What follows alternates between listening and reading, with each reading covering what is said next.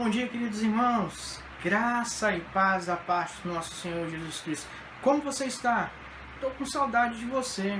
Que Deus possa abençoar a sua vida ricamente e possa derramar toda a graça dele sobre você. Mas estamos aqui mais uma vez reunidos, irmãos, para estudar mais uma lição do Evangelho de João, a nossa última lição dessa revista. Nós vamos ver hoje sobre a ressurreição e as instruções finais que Jesus Cristo deu a despeito da sua ressurreição. Mas eu quero orar com você. Feche os seus olhos. Vamos falar com o nosso Deus. Pai, graça nós damos ao nome do Senhor. Obrigado, meu Deus, pela tua misericórdia e pelo teu amor. Obrigado pela vida de cada irmão, ó Deus, que agora se junta a nós para estudarmos juntas as palavras do Senhor. Abra os ouvidos, prepara nossa mente e o nosso coração, meu Pai, para podermos entender tudo aquilo que o Senhor quer nos dizer nessa manhã. Fica conosco e aplique a sua palavra aos nossos corações. Em nome de Jesus. Amém. Animados, irmãos? Vamos lá então estudar a palavra do Senhor? Amém, irmãos? Vamos lá então para mais um estudo do Evangelho de João. Nós vamos então nessa manhã fazer a nossa última lição, a lição número 17, o tema é ressurreição e instruções finais, baseado nos capítulos de 20 a 21 de João. O texto-chave é: Jesus disse: você creu porque me viu, bem-aventurados são os que não viram e creram. Né? O alvo da nossa lição nesta manhã é: ao estudar essa lição, você vai ter condições de fundamentar sua fé, não somente na morte, mas também na ressurreição de Cristo. Nós temos alguns objetivos a alcançar. Primeiro, saber compreender que a mensagem do túmulo vazio autentica a mensagem da cruz. Sentir, ou seja, ter expectativa de que um dia todos ressuscitaremos diante de Deus. Agir, ou seja, renovar a mente para experimentar os benefícios da mensagem da cruz, né? Nós vamos ver então, irmãos, que a narrativa ensina que Jesus morreu pelos nossos pecados e que ele ressuscitou para que nós pudéssemos ser justificados diante de Deus. Se você lê a palavra do Senhor, no texto que Paulo escreve mais tarde, a carta dele aos Romanos, no capítulo 5, versículo 1, ele diz: olha, tendo sido, pois, justificados pela fé, temos paz com Deus por nosso Senhor Jesus Cristo. Então, ou seja, Paulo nos mostra que uma das verdades fundamentais da ressurreição de Cristo é que através dessa ressurreição, eu e você, então, de fato, fomos então justificados, ou seja, não havia nada em nós que pudesse justificar o nosso perdão ou nossa entrada na eternidade ou de fato a nossa salvação. Então Cristo precisou morrer pelos nossos pecados e ressuscitar para que através da sua morte nós pudéssemos alcançar perdão para os pecados e através da sua ressurreição nós pudéssemos então ser justificados diante de Deus. Então, é uma verdade bem potencial da morte e ressurreição de Cristo Jesus é que sem a morte e ressurreição dele, a nossa fé seria nula, inútil, e a nossa pregação não teria nenhum valor. Imagine vocês se Jesus não tivesse ressuscitado, nós não teríamos esperança do porvir. Nós não teríamos a esperança de que dias melhores viriam para as nossas vidas. Nós não teríamos a esperança de que nós poderíamos confiar nele, que assim como ele venceu, também nós venceríamos todas as dificuldades que nós vamos enfrentar pela vida e que ele nos escreveu dizendo que nós deveríamos ter bom ânimo porque ele estava conosco em todo o tempo. Então, essa lição é uma síntese da maior e mais amorosa mensagem que o homem pode ouvir, a ressurreição como prova do amor de Deus. Então, quando nós lemos que Deus amou o mundo de tal maneira que deu o seu Filho unigênito para que todo aquele que nele crer não pereça, mas tenha a vida eterna, nós percebemos que, de fato, o fato de Jesus ter ressurgido é uma das maiores provas de amor que nós podemos conhecer. E isso é uma coisa importante, principalmente num tempo que nós vivemos, em que o amor é uma das tarefas, ou uma das matérias, ou um dos sentimentos, ou uma das atitudes do homem que é mais banalizada nos nossos dias. As pessoas já não conhecem mais o que é o amor.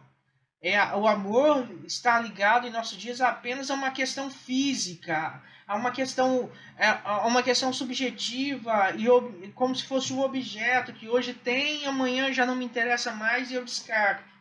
Mas de fato é que a mensagem da cruz, a morte de Jesus, seu sofrimento, sua ressurreição, sua vitória sobre a morte, é também de fato uma expectativa, e mais do que isso, é a forma de Deus provar para cada um de nós que de fato ele morreu na cruz por cada um de nós. Mas aí nós chegamos ao primeiro ponto da nossa lição, e nós vamos observar, irmãos, que os primeiros eventos que aconteceram aí. Então, na sexta, a morte de Jesus havia sido consumada, conforme nós lemos lá na lição passada, o capítulo 19, versos 28 e 37. No sábado, os discípulos ficaram parados, porque o sábado era um dia de descanso. Eles não poderiam, era um dia sagrado para os judeus, conforme nós lemos Lucas 23, 56, e eles não poderiam fazer nada. Eles deveriam permanecer da maneira como estavam. E quando foi no domingo bem cedo, as mulheres foram cuidar do corpo de Jesus. Mas tanto as mulheres quanto os discípulos, quando chegaram lá diante do túmulo onde Jesus havia sido colocado, tinha uma surpresa. E se você lê as outras narrativas dos evangelhos que falam a respeito dessa ida das mulheres ao túmulo, vocês vão ver que elas estavam preocupadas quem poderia de fato remover aquela pedra quando elas chegassem lá, para que de fato elas pudessem prestar as últimas homenagens a Jesus. E quando elas chegam lá com os discípulos, para surpresa deles, a pedra havia sido removida. O túmulo estava vazio.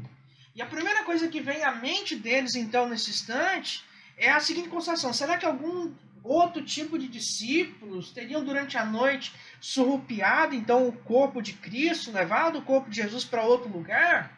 E essa era uma afirmação falsa. Então, a única perspectiva verdadeira que eles tinham é: as escrituras se cumpriram, a profecia foi cumprida. Então, ou seja, Jesus ressuscitou dentre os mortos e aleluia. E louvado seja o Senhor por isso.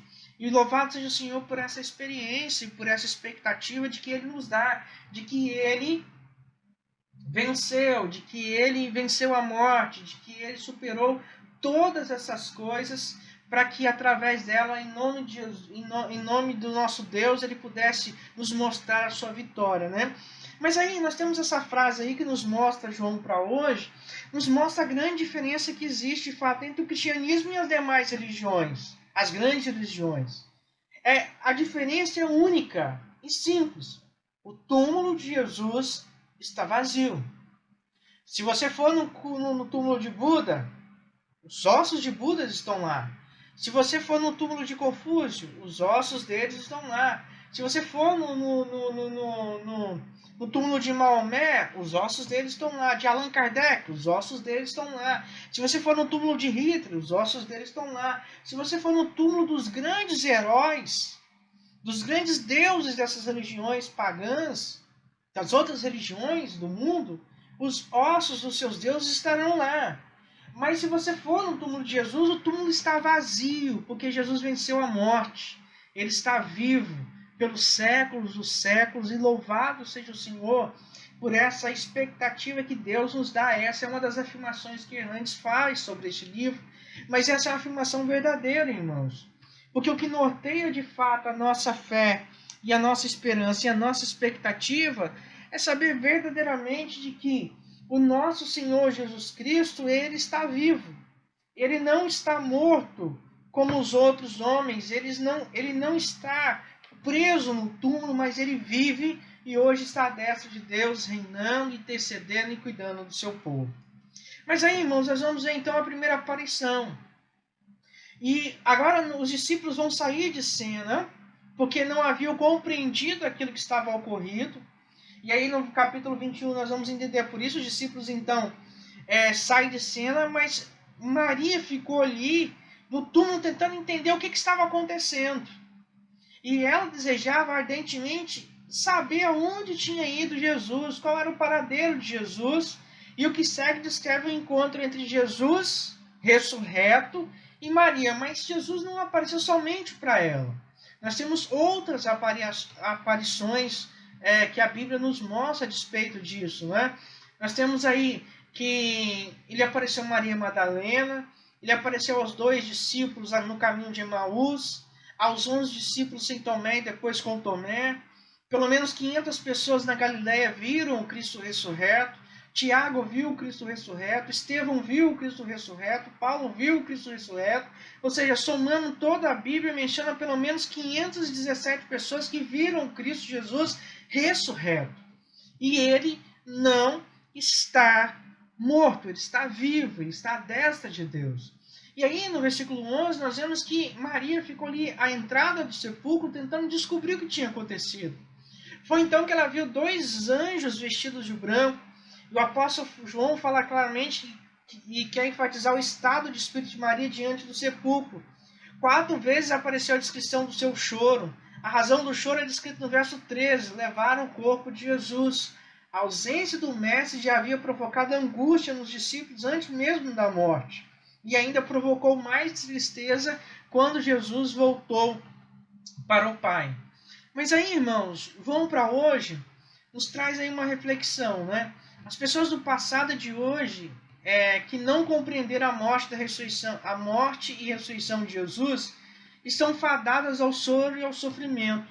Paulo nos ensinou que a nossa esperança não pode ser limitada a esta vida, 1 Coríntios 15, 19. A ressurreição de Jesus é a premissa da nossa ressurreição, 1 Coríntios 15, 20. A história da redenção não pausou a morte. Cristo ressuscitou. Sua esperança está na vida eterna. Então, nós vemos aí que quando nós compreendemos verdadeiramente o sentido da ressurreição de Cristo, nós vamos perceber também que a ressurreição de Jesus é a premissa da nossa ressurreição, ou seja, é um indicativo também da nossa expectativa de que um dia seremos transformados, seremos modificados e estaremos na eternidade com o nosso Senhor Jesus Cristo. Mas a pergunta que fica para cada um de nós nessa reflexão é justamente essa. Em quem está firmada a sua esperança? Será que verdadeiramente sua esperança está firmada na vida eterna? Será que verdadeiramente sua esperança está firmada naquele que está vivo e que está ao lado do nosso Senhor, do nosso Deus na eternidade? Aonde está então firmada a sua esperança? Mas note, irmãos, que o versículo 14 descreve então que Jesus aparece a Maria. Maria viu, mas não o reconheceu. E ela conversou com Jesus e pensou que estava falando com um jardineiro. Mas também são muitas pessoas que veem e não enxergam, não entendem a verdade, escutam, mas não ouvem a verdade. E muitos são aqueles, irmãos, que não entenderam ainda a verdade de que Jesus está vivo, a verdade da ressurreição, o que significou tudo aquilo na cruz. E aí no versículo 16, Jesus chama ela pelo nome, Jesus diz Maria. E uma pessoa só pode reconhecer Jesus se o próprio Senhor se apresentar a ela. E rapidamente o choro de Maria se converteu em alegria súbita de adoração ao Mestre. E o desejo de Maria era assegurar Jesus e não soltar mais. Versículo 17. Porém, em obediência ao Mestre, ela correu para os discípulos a fim de dizer: eu vi o Senhor. Então, ou seja, Jesus apareceu para ela, se verdadeiramente se Jesus não tivesse nos chamado para estar com Ele, nós não reconheceríamos então a salvação, não reconheceríamos então o poder da graça de Deus sobre as nossas vidas, e é por isso que nós precisamos ter em mente, irmãos. O fato de eu e você termos recebido a salvação só existe por um simples detalhe: foi Deus que deu o primeiro passo. Foi porque Deus assim quis, e não porque nós quisemos, ou porque nós almejarmos, porque por conta dos nossos pecados, nós verdadeiramente não seríamos capazes de alcançar tamanha benevolência. Mas a outra aparição que Jesus vai fazer depois de Maria, Jesus aparece aos seus discípulos, e no entardecer de domingo eles estavam reunidos e amedrontados. O medo deles era basicamente a despeito dos judeus. E por isso os discípulos de Jesus se esconderam, e o consolo de que eles precisaram veio com a aparição de Jesus. E ao verem o Senhor, os discípulos foram tomados de grande alegria. Ou seja, quando Jesus então morreu, que ele estava ali, foi crucificado, foi colocado então ali de fato no túmulo, foi colocado ali a pedra para selar então aquele momento. Há uma grande questão que passou na cabeça dos discípulos, provavelmente seja essa: e agora, o que vamos fazer? Talvez Pedro dissesse: poxa, eu deixei minha empresa de pesca, deixei meus negócios, dediquei a minha vida a ele, e agora ele está morto. O que vai acontecer? Pior, agora a minha vida e a vida dos meus colegas estão agora em risco. porque assim como os judeus mataram ele, provavelmente virão atrás de nós para tentar fazer o mesmo intento. E quando Jesus aparece a eles no final daquela tarde de domingo, no entardecer daquele domingo, isso então traz grande alegria ao coração dos seus discípulos, né? Então Jesus tem 3 ações para com seus discípulos. Primeira comissão, Jesus deu uma missão. Se você ler depois Mateus capítulo 28, a partir do versículo 18, você vai ver que Jesus fala que toda autoridade foi me dada no céu e na terra, e depois ele diz, vão e manda para a grande comissão. E Jesus agora, na oração do cenáculo, Jesus já havia indicado esse precioso momento. E a missão de Cristo nesse mundo foi confiada aos discípulos e também a nós, ou seja, o grande privilégio de pregar a palavra de Deus, de levar a mensagem do Evangelho, de levar então a palavra que pode transformar a vida das pessoas. Mas abre aí a sua Bíblia aí, vamos relembrar aí o texto de Mateus, capítulo 28. Nós vamos ler aí dos versos 16 a 20. Mateus, capítulo 28, versos 16 a 20. Ele nos diz assim: os 11 discípulos foram para Galiléia, para o monte que Jesus lhes indicara. Quando viram, o adoraram, mas alguns duvidaram. Então Jesus aproximou-se deles e disse: foi-me dada toda a autoridade nos céus e na terra. Portanto, vão e façam discípulos de todas as nações, batizando-os em nome do Pai, do Filho e do Espírito Santo, ensinando-os a obedecer a tudo o que eu lhes ordenei, e eu estarei sempre com vocês até a consumação dos séculos, ou até a fim dos tempos, como diz a versão que nós adotamos. Mas aí, irmãos, perceba então que Jesus dá uma grande comissão para eles, dá um redirecionamento e mostra de fato, dizendo a seguinte coisa: olha, a missão que eu vim cumprir, eu cumpri. Eu morri pelos pecadores. Eu ressuscitei para que eles, através disso, eles pudessem ser justificados, mas agora vocês têm uma nova meta na vida de vocês, que é de fato dar continuidade à obra que eu comecei, que é a obra de levar a boas novas. Mas aí Jesus, em segundo lugar, capacita os seus discípulos. Jesus deu poder, versículo 22. E aí é importante, irmãos, que à medida que nós vamos estudando a lição, você esteja com a sua Bíblia aberta para você acompanhar, então, os versículos. E João 20, 22 nos fala: e com isso soprou sobre eles e disse: recebam o Espírito Santo. E aí os irmãos vão ver depois que Atos 1:8 fala a respeito disso. E no início do Evangelho de João, Jesus descreve que Jesus foi guiado pelo Espírito Santo. Depois ele diz que o Espírito Santo não poderia ser dado aos discípulos antes da glorificação de Jesus.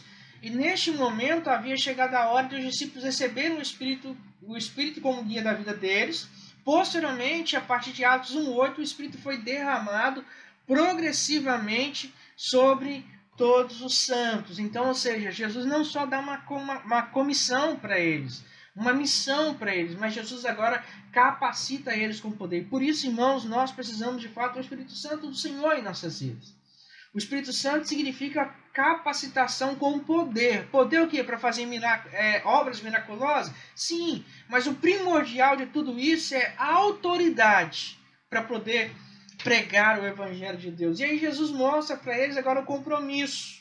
Né? Jesus deu autoridade diante do arrependimento e da confissão. Jesus deu autoridade para que os discípulos declararem um perdão de Deus. E aí, irmãos, esse versículo 23 é um versículo assim que tem sido muito mal interpretado. É um texto muito controverso e que precisa de uma análise muito profunda para não dizer aquilo que o texto não diz e não ensinar aquilo que o texto não ensina. E para os irmãos terem uma ideia, para os clérigos católicos e reformadores como Lutero e Calvino, eles diziam que essa autoridade delegada por Jesus, esse poder, era dada apenas aos apóstolos e bispos. Então, nesse sentido, os oficiais receberam de Deus a autoridade para perdoar pecados. Mas aí nós esbarramos em 2 grandes paradigmas. Primeiro, quando nós olhamos para o Antigo Testamento, lá em Isaías 44, 22, Isaías 43, 25, ele nos fala que somente Deus tem o poder de perdoar os pecados dos homens. Somente Deus pode comunicar o arrependimento e o perdão ao homem. No Novo Testamento, nós vemos o mesmo princípio delegado em dois fatos. Não é? Mateus capítulo 9, 2 a 7, Marcos 2, versículo 7. Então, portanto, nesse sentido espiritual, somente Deus tem autoridade para perdoar os pecados. A dica, então, para a resolução dessa questão está em 2 Samuel, capítulo 12, versículo 13, quando Natã declara o perdão de Deus. Nesse sentido, diante do arrependimento da confissão, Jesus deu autoridade para os discípulos declararem um perdão de Deus. Ou seja, não sou eu, como pastor, que tenho a autoridade de perdoar o pecado dos irmãos, mas eu tenho a autoridade de pregar o perdão de Deus sobre a vida dos irmãos, de comunicar o perdão de Deus sobre a vida dos irmãos para todos aqueles que verdadeiramente se arrependerem e então colocarem as suas vidas diante do Senhor. Ok, irmãos? Tudo bem até aqui? Está tudo tranquilo? Os irmãos estão conseguindo acompanhar direitinho? Irmãos, estou sentindo falta da participação dos irmãos. E eu queria encarecidamente pedir a participação de vocês. Participe conosco, mande mensagem no grupo da igreja, grave um vídeo falando sobre o que você aprendeu na lição, quais foram as dificuldades que você teve com a lição, para que assim nós possamos a cada dia mais melhorar a nossa didática, melhorar os nossos canais de ensino, para que assim nós possamos enriquecer a cada dia mais e nos aprofundar na palavra de Deus, né? Mas aí vem a aparição a Tomé. Após a ressurreição, Jesus havia aparecido a Maria e aos 10 discípulos. Porém, um dos discípulos, Tomé, não estava em nenhuma das ocasiões anteriores. E em algum momento oportuno, os 10 contaram a Tomé que viram Jesus. O problema é que Tomé não acreditou na mensagem da ressurreição. E aí, se os irmãos bem se lembram, ele vai dizer que se ele não vê, não tocasse, então ele não acreditaria. E algo curioso sobre Tomé, ele já havia contemplado uma ressurreição. E mesmo sendo testemunha ocular dos inúmeros milagres, Tomé não foi capaz de crer. Mesmo ouvindo as testemunhas oculares a respeito da ressurreição, Tomé não conseguiu acreditar. E tudo isso porque sua fé estava balizada numa coisa só, sua própria visão e seus sentidos. E aqui, irmãos, entra um grande perigo para nós também, que nós devemos vigiar sobre isso, para que a nossa fé não esteja ancorada somente aquilo que os nossos olhos físicos veem e aquilo que os nossos sentidos são capazes de ter. E aí é importante, e isso talvez seja aí a resposta, porque muitas das vezes nós deixamos de receber bênçãos preciosas da parte do nosso Deus, porque nós não somos capazes, irmãos, muitas vezes de compreender com os olhos da fé, compreender tudo aquilo que o Senhor tem para nos dizer, tem para nos mostrar, tem para nos ensinar, e por isso nós deixamos muitas vezes de ser abençoados por conta dessa circunstância, né? Mas aí João para hoje traz uma reflexão interessante para nós. Você faz parte desse grupo de pessoas que clamam os céus para ver, sentir ou tocar em algo para poder crer? Reflita sobre o assunto, pois o plano de Deus é mais sábio que isso. Ou seja, são pessoas que, ao invés de verdadeiramente entregarem-se por completo ao Senhor, verdadeiramente entregar-se por completo a Cristo Jesus, verdadeiramente descansar e ancorar sua fé nas palavras de Deus, elas ficam pedindo provas a Deus. Ficam questionando a Deus, meio que desafiando a autoridade de Deus, para que a partir daquilo elas pudessem de fato então crer naquilo que Deus pode fazer através de Cristo Jesus em nossas vidas. E é por isso, irmãos, que a nossa oração nesse sentido precisa ser para que o Senhor Jesus de fato abra os nossos olhos espirituais, para que ainda que os nossos olhos carnais não vejam a esperança, nós pelos olhos espirituais, nós possamos descansar e encontrar esperança para a nossa vida. E nós precisamos, irmãos, tomar cuidado para não ancorar a nossa fé, a nossa confiança somente naquilo que os nossos olhos podem ver. Quantos de nós, muitas vezes, irmãos, nós não agimos da maneira como Tomé? Se eu não ver Deus fazer isso, Se eu não ver o Senhor agir dessa maneira, se eu não ver isso acontecer, então eu não vou acreditar. E nós devemos tomar cuidado para que a nossa vida e a nossa fé não seja tratada dessa maneira. Então, uma semana depois, os discípulos estavam reunidos a portas trancadas e agora com a presença de Tomé.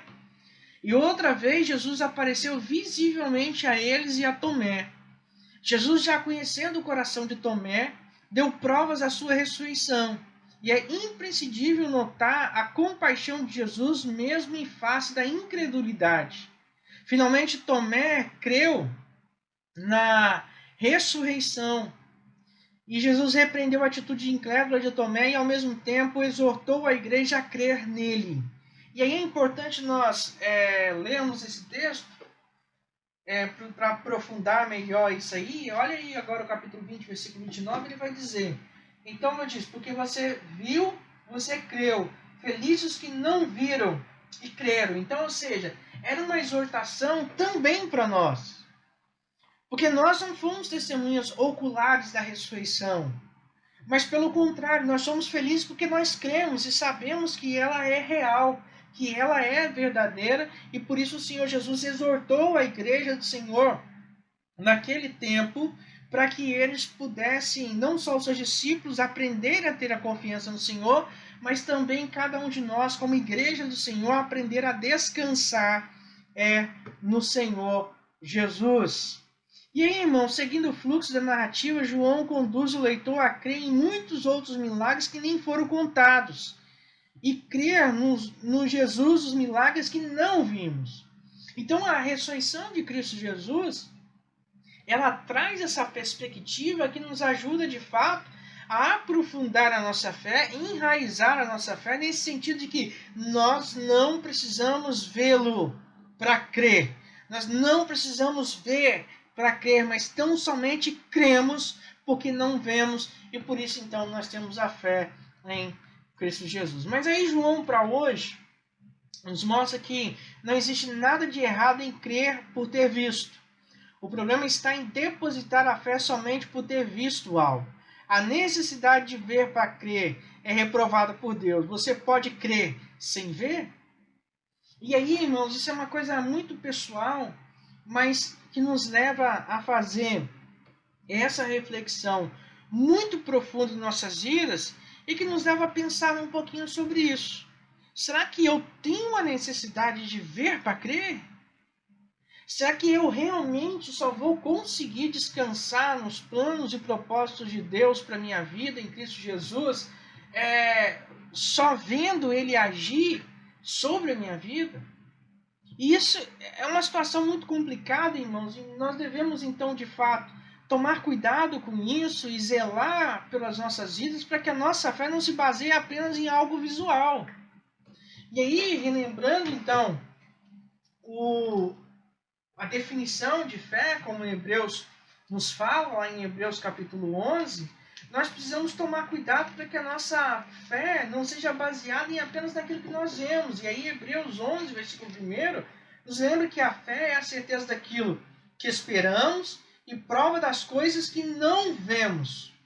Ou seja, é a certeza que nos ajuda a esperar e a prova daquilo que nós não vemos. Nós não precisamos ver para crer, pois nós sabemos e cremos na existência de Cristo Jesus e que Ele é suficiente para nos salvar e para tratar conosco em todo o tempo. E aí a aparição aos 7 discípulos. Pela terceira vez, João diz que Jesus apareceu aos seus discípulos, agora à margem do Mar da Galileia. E devemos notar que dos 12 discípulos originais, 11 eram da Galileia e Judas era da Judéia. Os discípulos estavam em casa, conheciam bem o lugar, o dia a dia dali. Seguindo uma rotina normal, cerca de 7 deles decidiram pescar. Porém, nada pegaram a noite toda. E no momento de esgotamento e frustração, Jesus apareceu aos 7. É imprescindível notar a maneira como Jesus se direcionou a eles. É a única vez em todo o Novo Testamento que Jesus os chama os discípulos de filhos.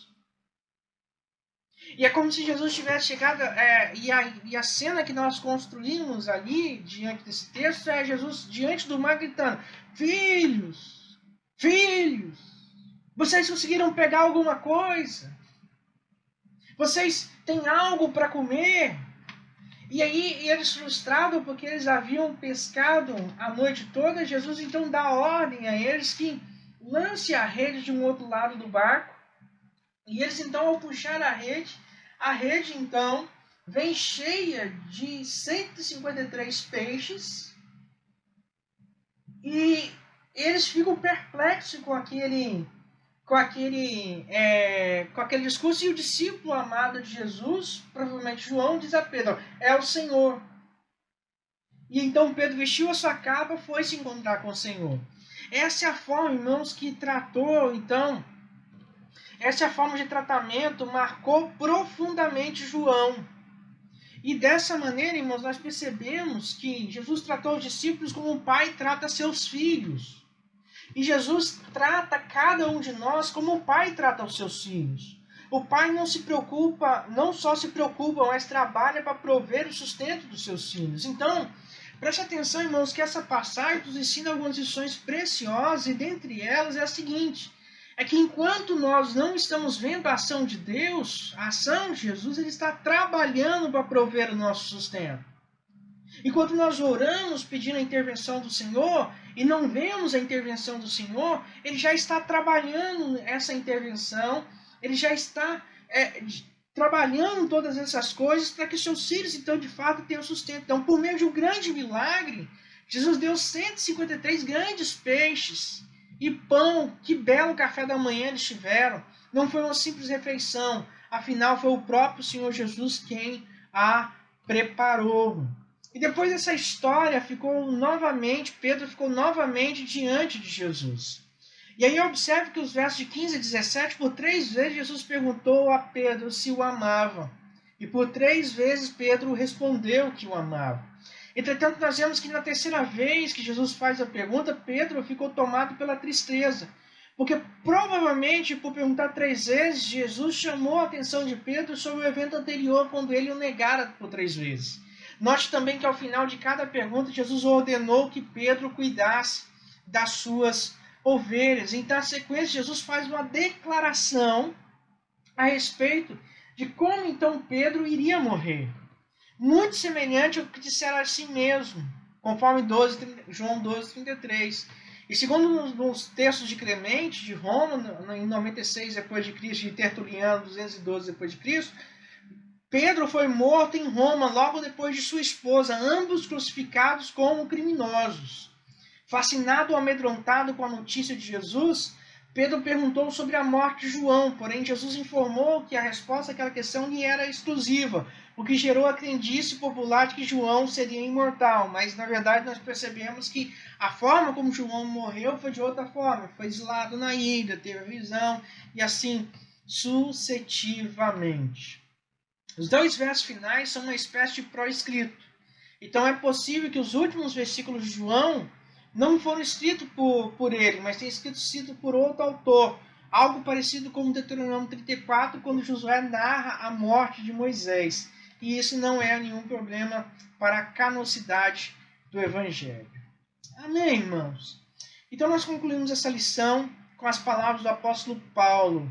Pois o amor de Cristo nos constrange, porque estamos convencidos de que um morreu por todos, logo todos morreram. E ele morreu por todos, para que aqueles que vivem já não vivam mais para si mesmos, mas para aquele por eles morreu, mas para aquele que por eles morreu e ressuscitou.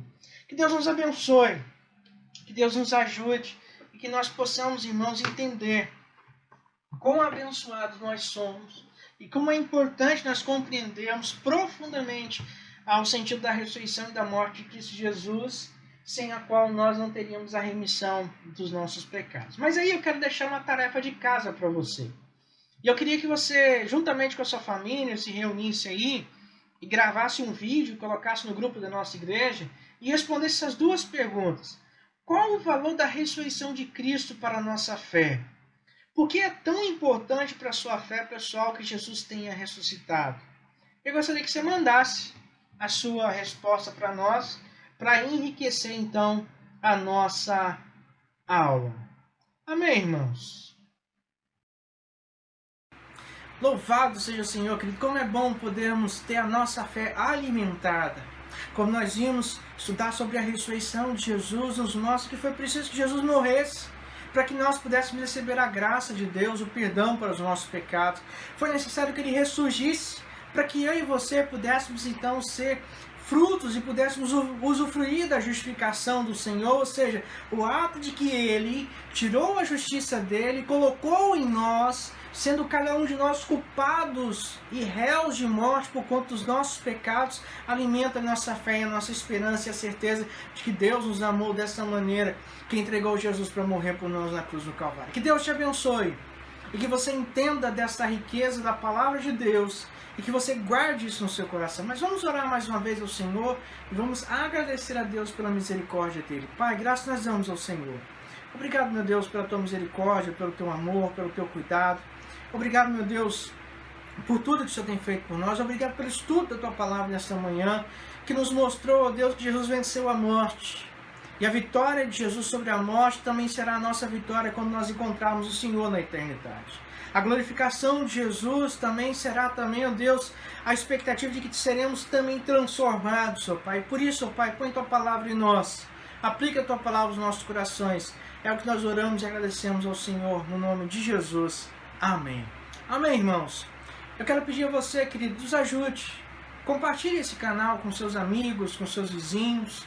Nós precisamos atingir aí um número de 1000 inscritos para podermos usar outras plataformas para dar mais qualidade a você na sua casa durante esse momento que nós estamos passando aqui e tendo os cultos pela internet, para que podemos ter mais qualidade de áudio e vídeo. Nos ajude, irmãos, para que o reino de Deus continue sendo pregado e a palavra do Senhor possa ser levada através desse canal. Que Deus te abençoe e que Deus te dê um ótimo dia na presença do Senhor. Até o nosso próximo encontro.